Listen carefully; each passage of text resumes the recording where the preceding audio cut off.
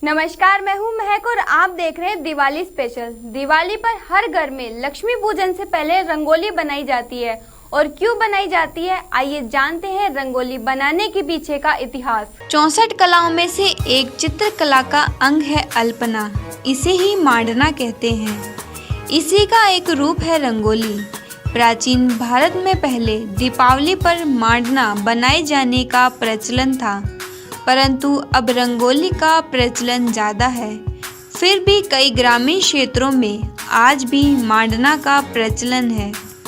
भारत में मांडना या रंगोली विशेष तौर पर होली, दीपावली, नवदुर्गा उत्सव, महाशिवरात्रि को मनाया जाता है। मांडना या रंगोली को श्री और समृद्धि का प्रतीक माना जाता है। ऐसा माना जाता है जिसके घर में इसका सुंदर अंकन होता है, वहाँ लक्ष्मी निवास करती है। सभी देवी देवताएं मांडना या रंगोली देखकर प्रसन्न होते हैं। ये घर की सुंदरता में चार चांद लगा देते हैं। पूजा घर और मुख्य द्वार पर शुभ चिन्हों से रंगोली बनाने से देवीय शक्ति आकर्षित होती है। इससे घर में खुशियाँ और आनंद का वातावरण विकसित होता है।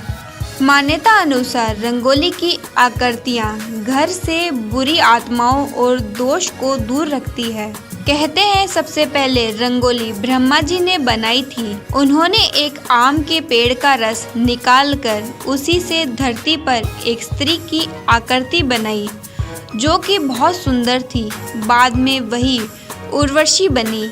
इस तरह एक अन्य कथा के अनुसार एक बार राजा चित्रलक्षण के दरबार के पुरोहित के पुत्र का अचानक देहांत हो गया।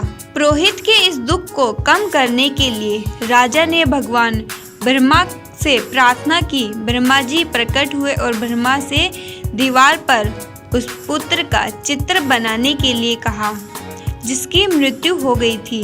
ब्रह्मा जी की बात सुनकर शीघ्र ही राजा चित्रलक्षण द्वारा दीवार पर एक चित्र बनाया गया और देखते ही देखते उस चित्र से ही राज दरबार के पुरोहित के मृत पुत्र का पुनः जन्म हुआ।